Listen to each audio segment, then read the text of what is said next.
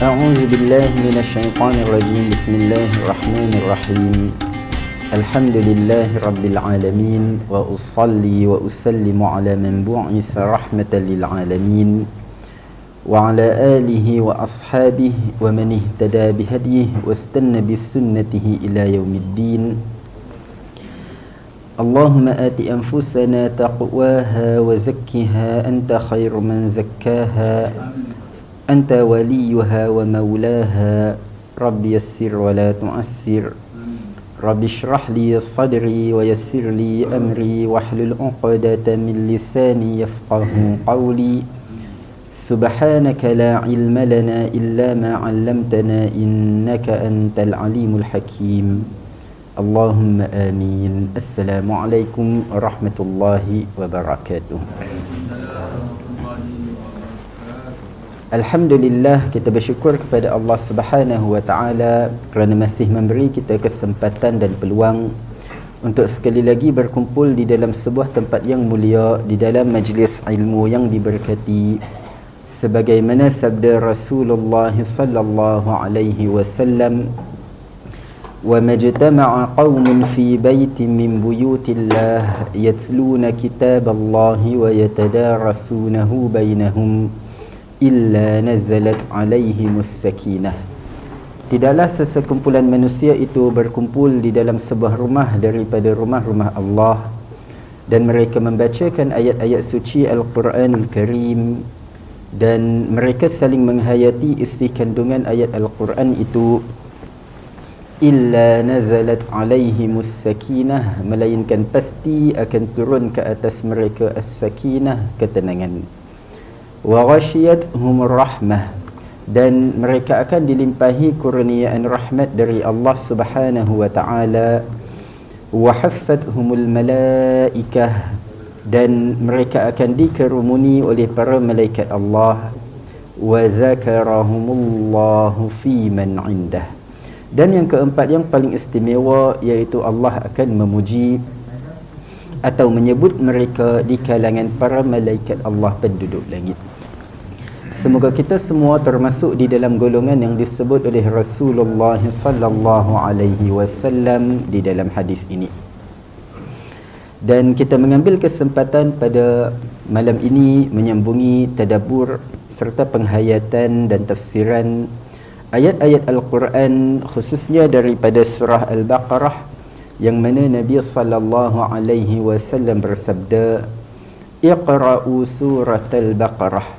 Bacalah kamu surah Al-Baqarah, fa inna akhzaha barakah, kerana sesungguhnya mengambil surah ini sebagai amalan akan membawa banyak keberkatan.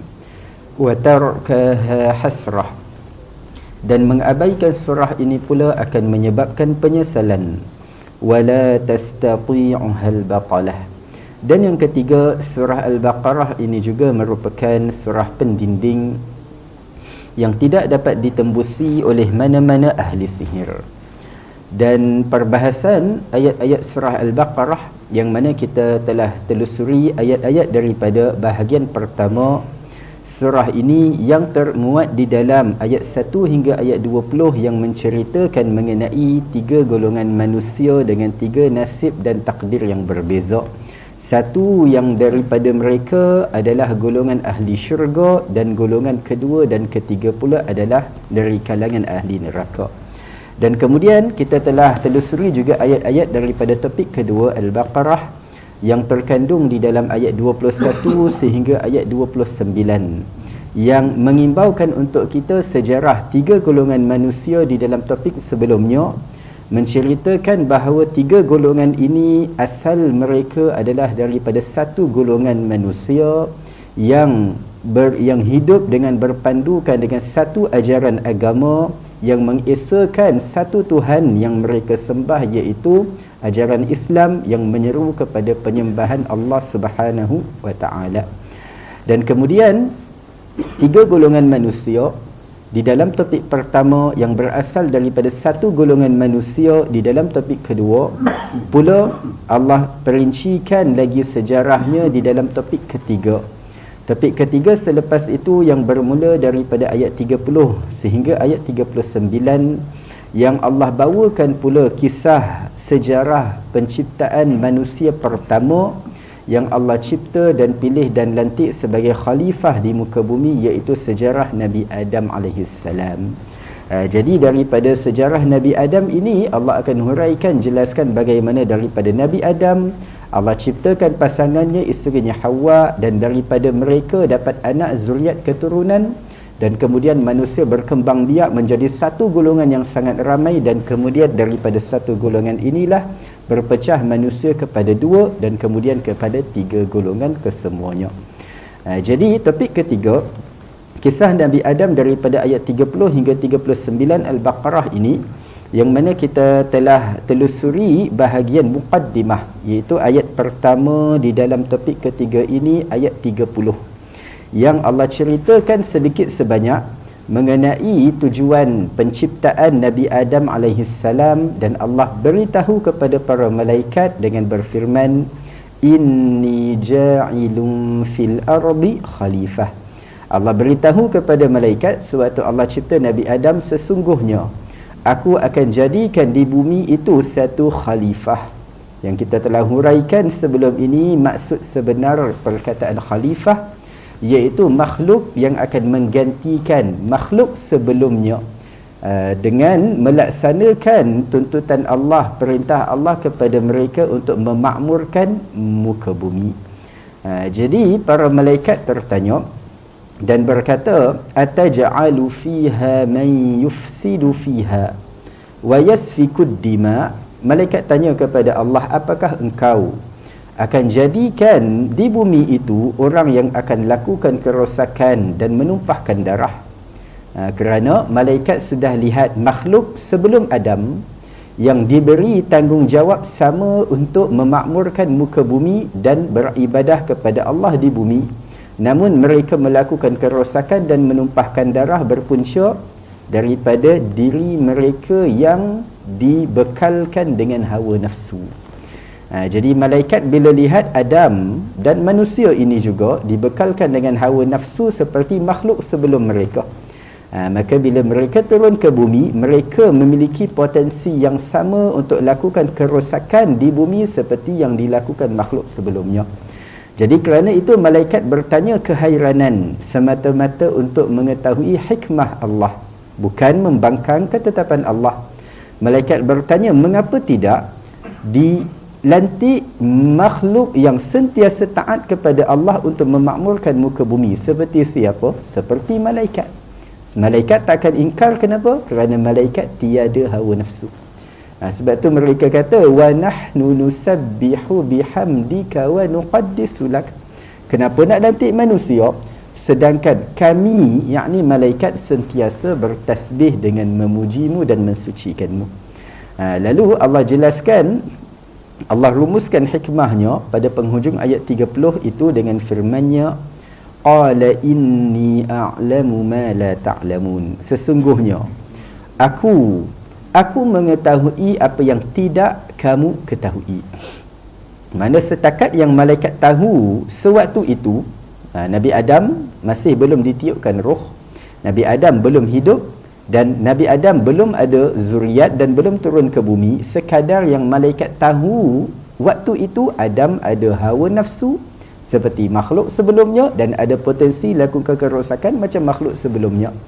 Selain daripada tu, apa kelebihan lain yang Allah letak pada Adam tak ada pada makhluk sebelumnya, malaikat tak tahu lagi. Jadi Allah jelaskan awal-awal, aku tahu apa yang kamu tidak tahu. Maknanya ada hikmahnya yang Allah letakkan Adam sebagai khalifah di bumi dan bukan malaikat yang jadi khalifah di bumi. Tapi apa hikmahnya belum tiba masa untuk malaikat tahu, kemudian nanti baru Allah akan jelaskan kepada mereka. Jadi berpindah pada ayat 31, selepas itu Allah akan ceritakan pula dalam ayat 31 ini bagaimana Allah memperlihatkan kepada para malaikat itu yang tertanya-tanya kehairanan, kenapa Adam jadi khalifah padahal dia akan lakukan ada potensi lakukan kerosakan di bumi. Jadi Allah akan tunjukkan pada malaikat antara kelebihan yang Allah beri kepada Nabi Adam, yang hatta tidak diberi kepada para malaikat yang mulia dan taat itu pun. kelebihan yang akan membuatkan Adam tahu bagaimana untuk mengawal hawa nafsu yang Allah letak dalam dirinya.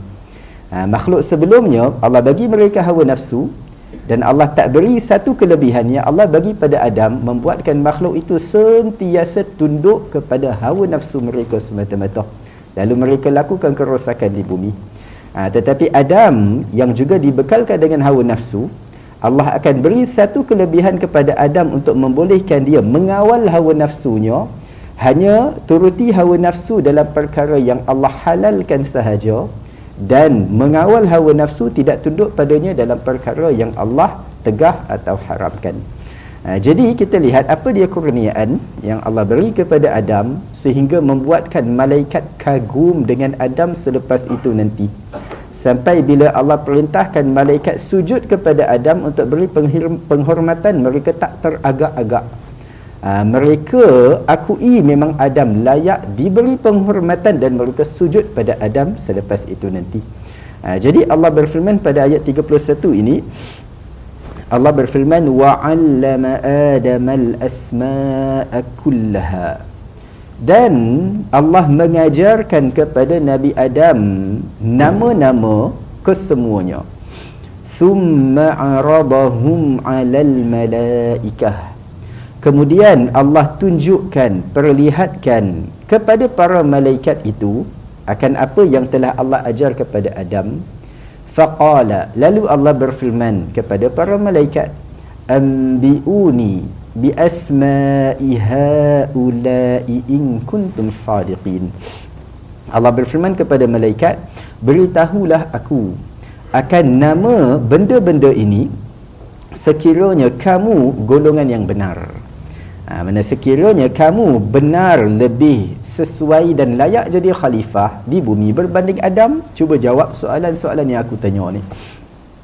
Jadi kita lihat, sebelum kita perincikan ayat 31 ni berkenaan apa ilmu yang Allah ajar pada Adam, dan apa soalan yang Allah tanya pada malaikat, dan adakah malaikat dapat jawab, dan bagaimana bila Allah tanya pada Adam pula, ya Allah akan jelaskan lagi pada ayat selepas tu, ayat 32.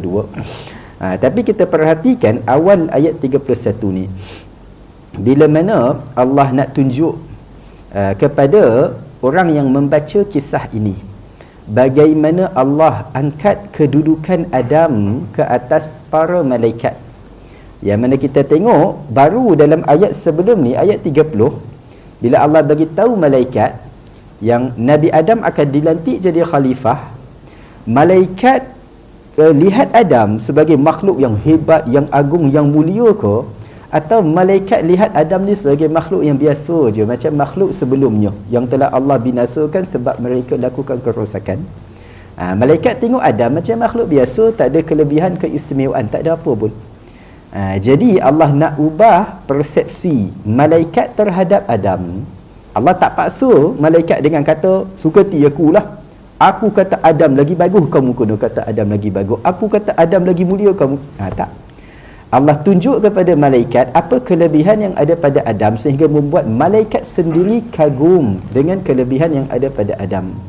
Dan apa yang Allah bagi pada Nabi Adam sehingga membuat malaikat rasa Nabi Adam lebih baik dari mereka. Allah muliakan Nabi Adam ke atas malaikat dengan kurniaan apa? Yang mana manusia, kalau kat dunia ni biasanya manusia nak dapatkan kemuliaan, sanjungan, penghormatan masyarakat atau orang atau manusia, biasa dengan satu daripada dua cara. Sama ada dengan harta atau kuasa. Dia rasa kalau dia ada harta banyak, semua orang boleh tunduk pada dia, semua orang boleh dengar cakap dia, semua orang kalau salam dia cium tangan dia, kalau jumpa baru semalam jumpa, hari ni jumpa duk peluk, macam lama tak jumpa, sebab dia ada harta. Dia cakap buat apa, dia cakap je, perintah je, semua orang buat apa yang dia perintahkan. Jadi itu satu cara untuk manusia disanjung, diangkat, dihormati dengan memiliki harta yang banyak, ataupun dengan cara dia memiliki kuasa. Dia ada kuasa, dia nak buat apa senang. Dia nak suruh orang tu, dia nak suruh orang ni, dia nak panggil orang tu, dia nak ancam orang tu, orang ni. Dengan ada kuasa, dia akan disanjungi, dihormati, orang akan tunduk dan patuh pada dia. Tapi kita tengok bila Allah nak angkat kedudukan Adam, nak bagi malaikat hormat pada Adam sampai tahap mereka sujud pada Nabi Adam nanti, dengan cara Allah bagi harta yang melimpah-limpah pada Nabi Adam? Bukan. Dengan cara Allah bagi Nabi Adam kerajaan dan tahta dan kuasa? Pun bukan. Tapi dengan cara Allah mengurniakan Nabi Adam ilmu pengetahuan. Sebab tu Allah mulakan ayat 31 ini dengan firman-Nya wa'allama Adam. Dan Allah memberikan ilmu kepada Nabi Adam. Allama, memberi ilmu. Atau terjemahan lagi ringkas, mengajarkan ilmu kepada Nabi Adam. Jadi ayat ini, perkataan pertama dalam ayat ni nak jelaskan bahawasanya semua kurniaan Allah itu adalah baik. Harta adalah kurniaan dari Allah kepada seseorang, kurniaan yang baik. Harta bukan kata harta ni berdosa kalau siapa ada harta, tak berdosa. Kuasa juga adalah kurniaan dari Allah dan kurniaan yang baik. Tetapi antara banyak-banyak kurniaan ini, yang paling mulia di antara semua kurniaan ini adalah ilmu pengetahuan. Sebab apa? Semua harta baik, kuasa baik, ilmu pun baik kalau digunakan di jalan yang baik. Tetapi kenapa ilmu yang Allah utamakan untuk beri kepada Adam sebelum kurniaan lain? Kerana kelebihan ilmu pengetahuan adalah ilmu itu kurniaan yang kekal berpanjangan selamanya. Dan kurniaan yang lain kebiasaannya tidak kekal. Orang yang dia disanjungi, dihormati sebab harta dia. Sampai bila orang akan hormat dia? Selagi dia ada harta. Dia ada harta, dia banyak duit itu ini, orang tunduk, orang dengar cakap dia, orang selalu nak jumpa dia, berebut, orang nak salam dengan dia selagi dia ada harta. Tapi katakan satu hari dia bankrupt ke, dia muflis ke, dia tak ada duit ke, hutang kelilih pinggang, tak ada siapa nak cari dia. Yang cari dia orang yang nak kutip hutang aja. Tu je yang cari dia. Jadi orang yang ada harta disanjungi sebab harta dia akan dihormati selagi dia banyak duit. Tu orang yang ada harta. Sama juga orang yang dihormati disanjungi sebab kuasa. Dia akan dihormati selagi mana dia duduk kat atas. Bila dah berubah, dia dah turun kat bawah, orang lain naik atas, tak ada orang nak jumpa dia, tak ada orang nak pergi minta bantuan dia, tak ada orang nak cium tangan dia, tak ada orang nak sebab dia dihormati disebabkan kuasa yang sementara yang tidak berpanjangan. Berbanding dengan ilmu, orang yang kalau dihormati disebabkan ilmu dia, kalau harta dia dihormati sebab harta, dia bila bagi harta kat orang, harta dia berkurang. Dan sama juga kuasa, bila dia ada kuasa ni orang berebut-rebut, dia dapat kekalkan kuasa dia berapa tahun, 4 tahun, 10 tahun, 20 tahun. Bila orang boleh jatuhkan dia, orang lain naik, orang teringin nak rebut kuasa dia. Harta dia orang nak ambil, kuasa dia orang nak ambil, tapi ilmu dia siapa nak ambil? Yang mana harta kalau dia bagi pada orang, dia serah harta daripada orang, harta dia kurang. Dia ada kuasa, dia serah kuasa daripada orang, dia hilang kuasa. Tapi bila dia ada ilmu, dia curahkan ilmu dia pada orang, ilmu dia berkurangan, tak berkurang. Bila dia curah ilmu pada orang, ilmu dia makin bertambah. Jadi itu beza kurniaan ilmu berbanding harta dengan kuasa. Dan juga antara ilmu dengan harta dan kuasa, orang yang memiliki ilmu itu yang menjaga dia. Berbanding orang yang ada harta banyak, harta jaga dia ke dia jaga harta? Dia jaga harta. Sebelum dia jadi kaya, dia terfikir, kalau aku ni orang kaya, aku tak payah pening kepala, tak payah stres, tak payah fikir esok nak makan apa, tak payah fikir nak bayar bil elektrik macam mana, nak bayar yuran sekolah anak macam mana, tak payah fikir, aku tak payah pening kepala kalau aku orang kaya. Sebelum kaya cakap macam tu. Tapi lepas dah kaya, tengok-tengok makin pening kepala. Dah kaya pula tu. Sebelum dia kaya, tidur lena je. Bising apa, bunyi kucing ke, bunyi tingkap, bunyi pintu, dia tidur lena. Sampai azan subuh pun tak dengar. Tapi bila dah kaya, tak boleh tidur malam. Tengah-tengah baru nak lena nak tidur, dengar bunyi tingkap. Oh takut, pencuri ke, penyambung ke apa nak masuk rumah aku ni. Baru nak tidur dengar bunyi pintu pula. Oh terbangun balik, siapa nak rompak rumah aku.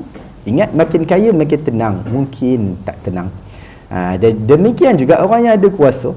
Sebelum ada kuasa, dia rasa kalau aku ada kuasa, aku nak buat tu, aku nak buat ni, macam-macam aku boleh buat. Sebelum ada kuasa, cakap macam tu.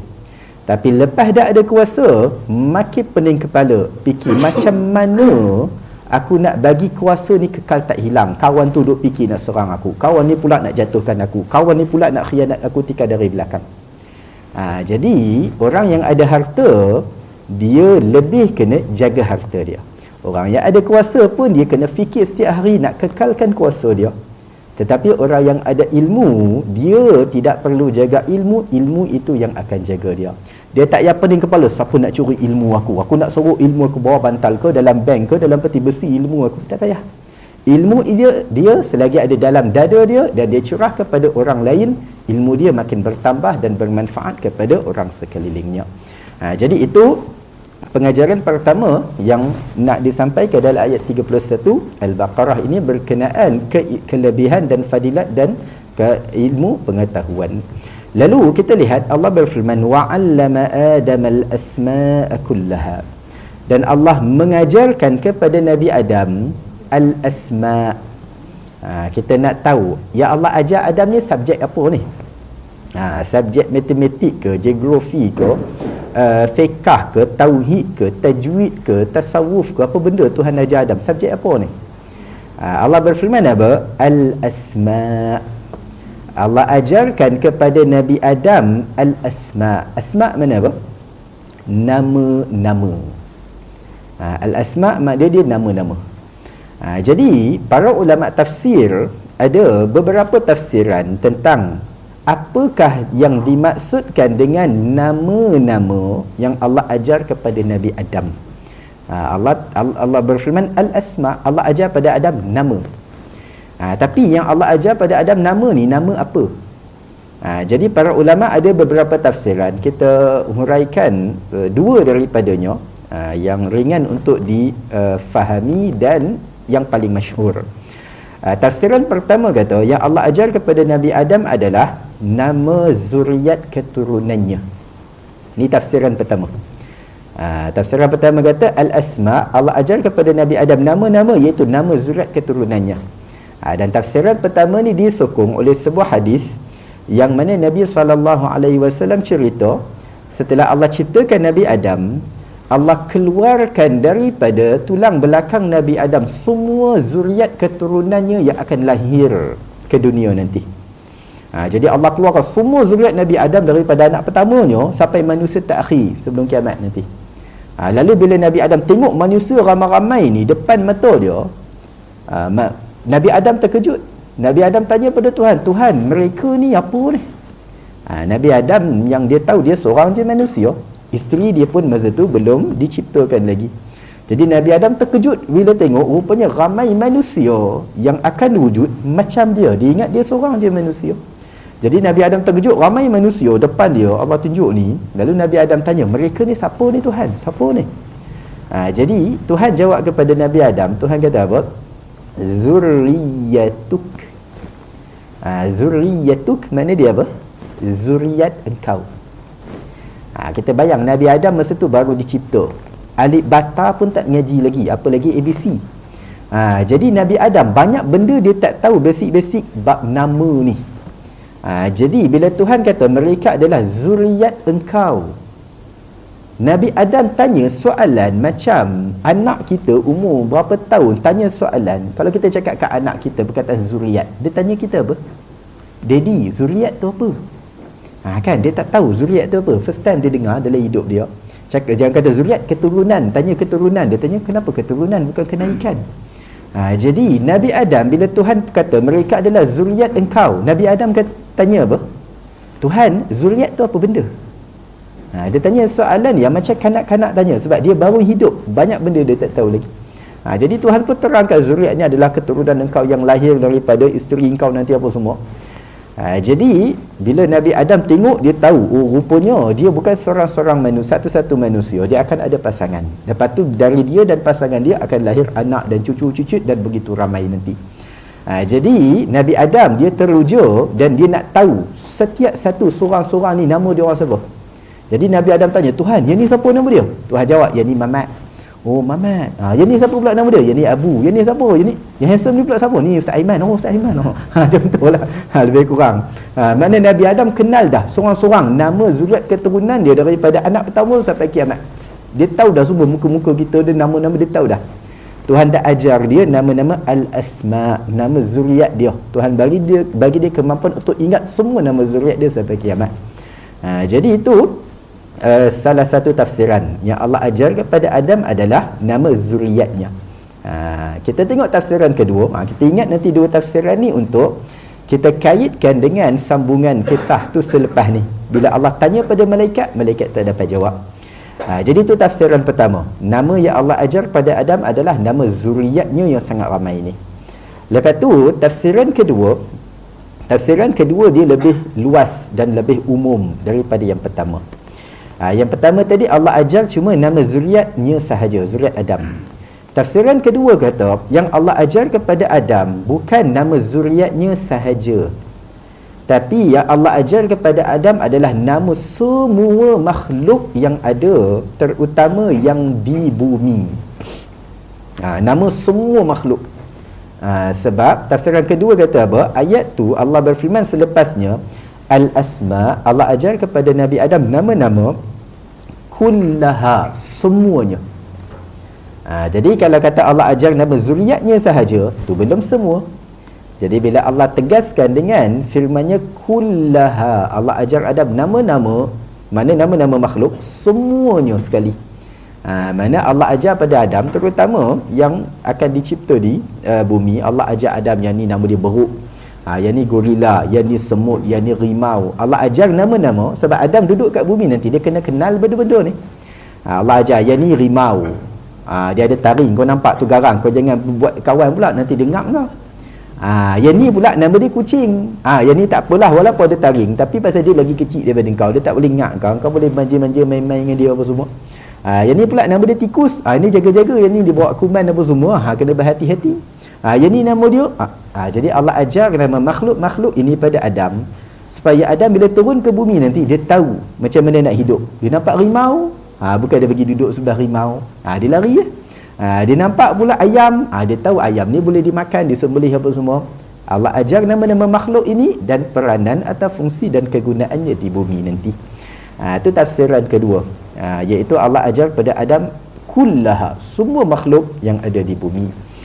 Jadi kita ingat dua tafsiran ni untuk kita faham pula bila mana Allah tanya kepada malaikat soalan-soalan berkaitan nama-nama ini selepas tu. Jadi bila Allah dah ajar pada Adam, Allah berfirman, summa arabahum 'alal malaikah.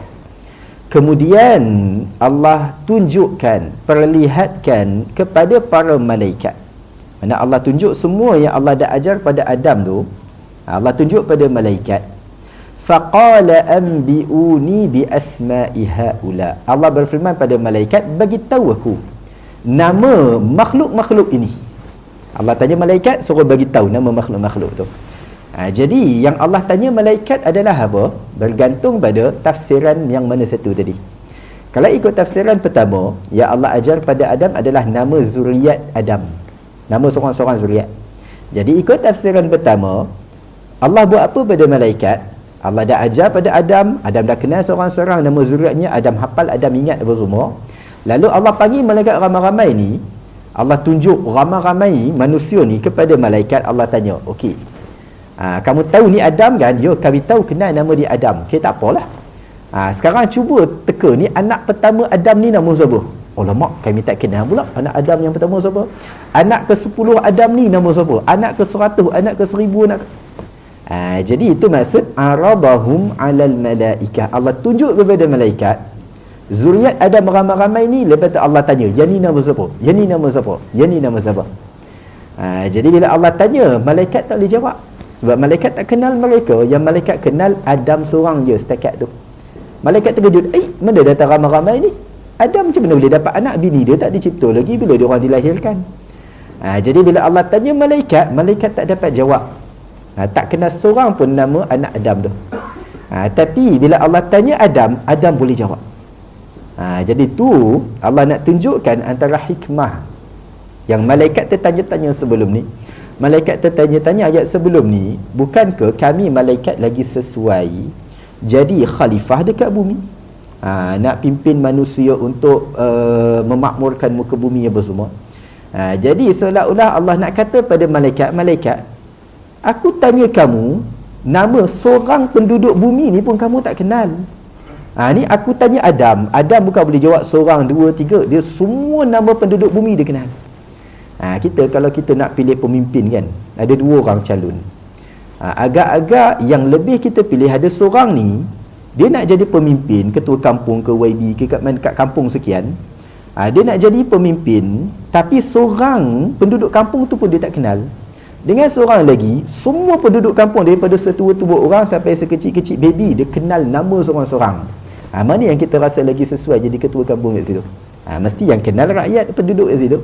Jadi seolah-olah Tuhan kata, kamu malaikat nak jadi khalifah, seorang makhluk manusia kat bumi kamu tak kenal nama siapa.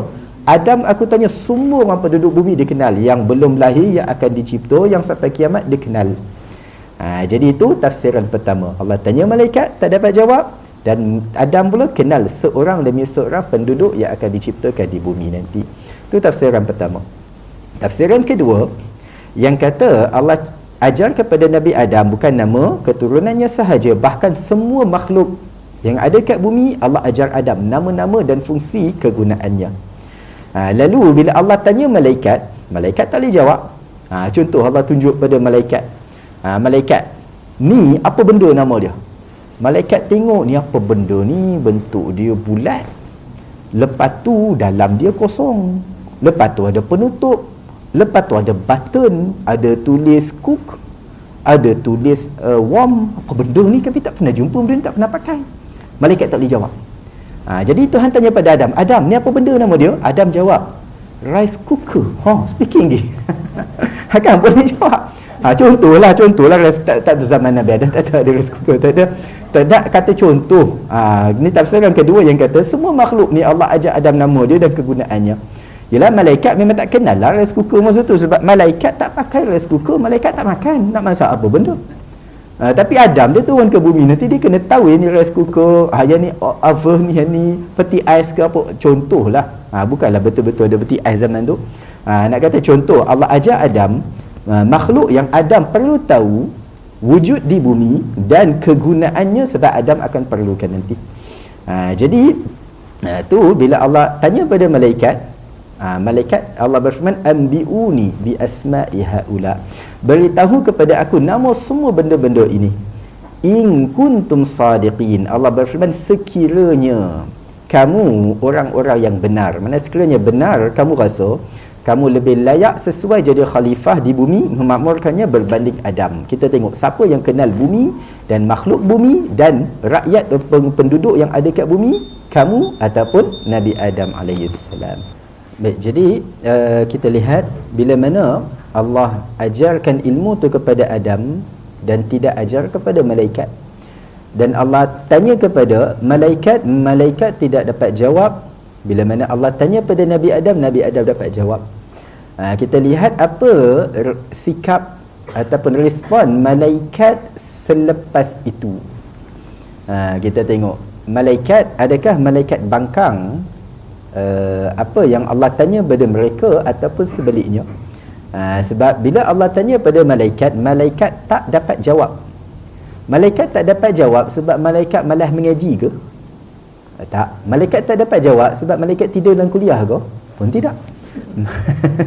Contoh je lah apa-apa. Malaikat tak dapat jawab. Allah tanya malaikat, malaikat tak dapat jawab sebab malaikat lupa nak study ulang kaji semalam sebelum exam ke? Tak. Malaikat tak dapat jawab sebab memang malaikat tak pernah belajar pun ilmu tersebut, sebab Allah cuma ajar pada Nabi Adam seorang.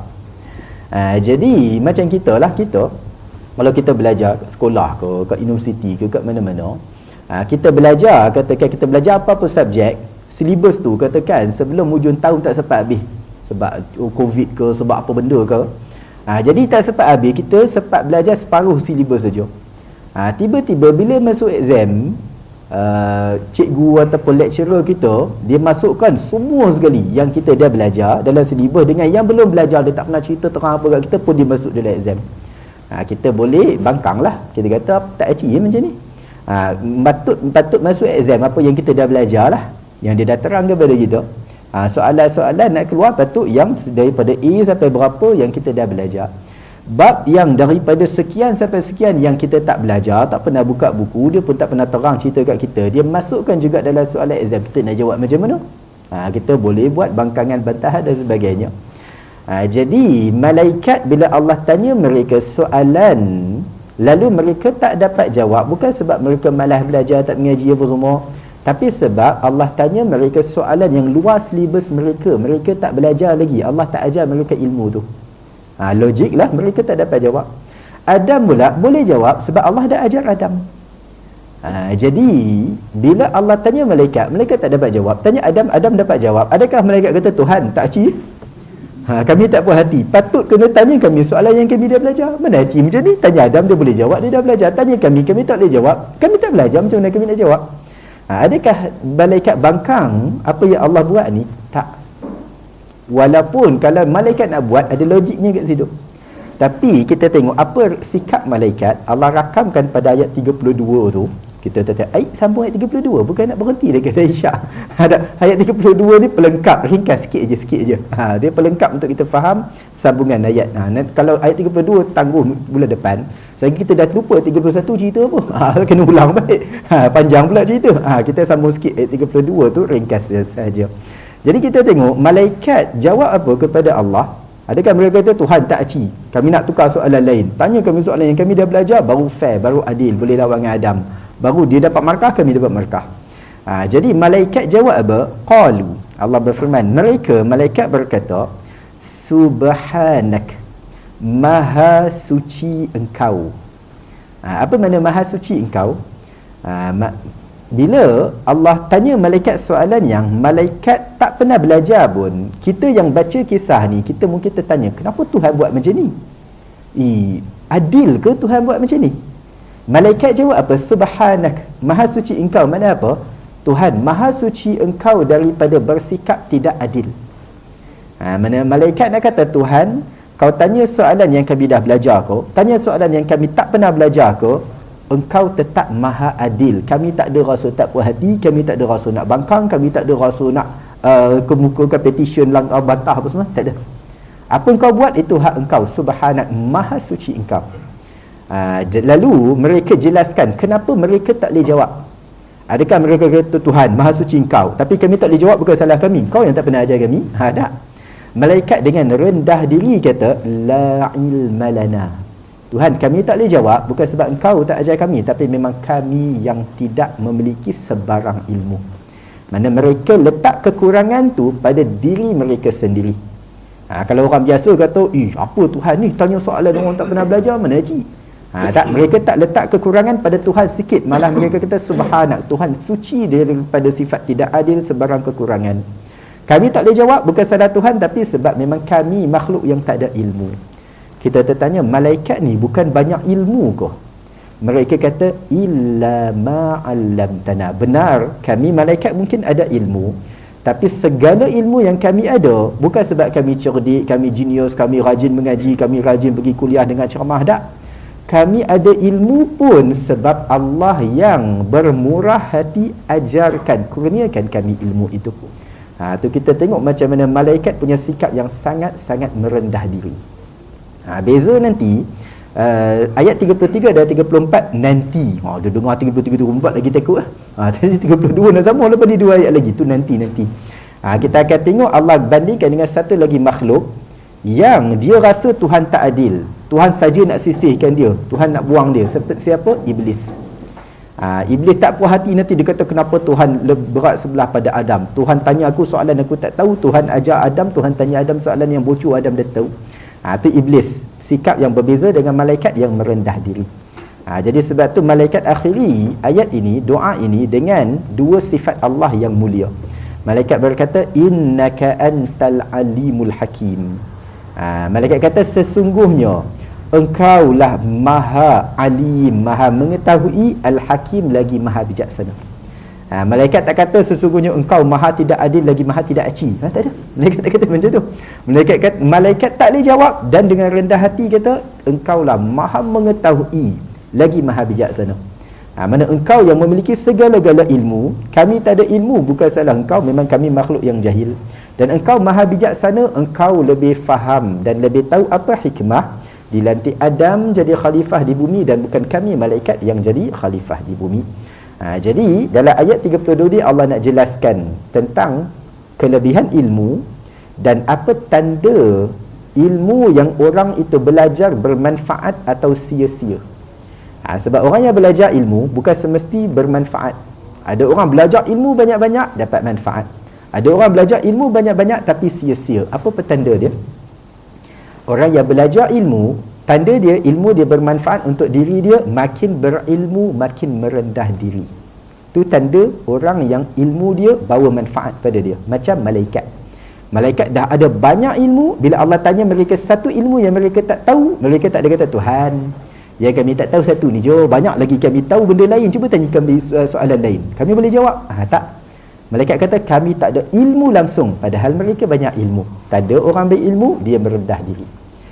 Beza dengan orang yang ilmu banyak mana pun tapi sia-sia, petanda dia adalah dia makin berilmu, makin sombong, makin meninggi diri. Macam siapa? Iblis nanti. Bila Allah suruh dia sujud pada Adam, dia kata apa? Ana khairum minhu. Aku lagi bagus daripada dia. Kenapa aku kena sujud pada dia? Aku cuma tak tahu satu ilmu yang dia tahu. Tapi aku tahu 1000 ilmu lain yang dia tak tahu. Iblis rasa dia lagi bagus, dia lagi lama hidup, dia lagi banyak ibadah, dia lagi berilmu. Tapi ilmu dia sia-sia sebab tak boleh buat dia merendah diri tetapi sombong dan meninggi diri. Jadi itu yang kita lihat berkaitan pengajaran yang kedua di dalam ayat 32 Al-Baqarah ini daripada sifat malaikat yang merendah diri, yang itu tanda ilmu yang bermanfaat, dengan iblis yang sebaliknya yang Allah akan jelaskan dalam ayat 33 dan 34 selepas ini nanti. Jadi berkaitan dengan apa yang berlaku selepas itu dan bagaimana Allah uji malaikat dan juga iblis dengan kurniaan yang Allah beri kepada Adam, dan apa pula cara iblis guna untuk balas dendam kepada Nabi Adam kerana dia merasa dirinya tersisih setelah dikeluarkan dari syurga. Itu yang kita akan sambung lagi huraiannya pada kesempatan lain nanti insya-Allah. Dan semoga apa yang kita kongsikan pada malam ini sedikit sebanyak bermanfaat dan mendapat pengajaran serta ibrah daripadanya, dan apa yang baik daripada kurniaan Allah Subhanahu wa taala. Dan saya memohon maaf di atas segala kekurangan dan kesilapan, dan kalau terkasar bahasa. Dan memadai sekadar ini dahulu majlis ilmu kita malam ini kita tangguhkan dengan tasbih kafarah. Subhanakallahumma wa bihamdik, ashhadu an la ilaha illa ant, astaghfiruka wa atubu ilaik. Wa sallallahu ala sayyidina Muhammad wa ala alihi wa sahbihi wa sallam. Walhamdulillahi rabbil alamin. Wassalamu alaikum warahmatullahi wabarakatuh.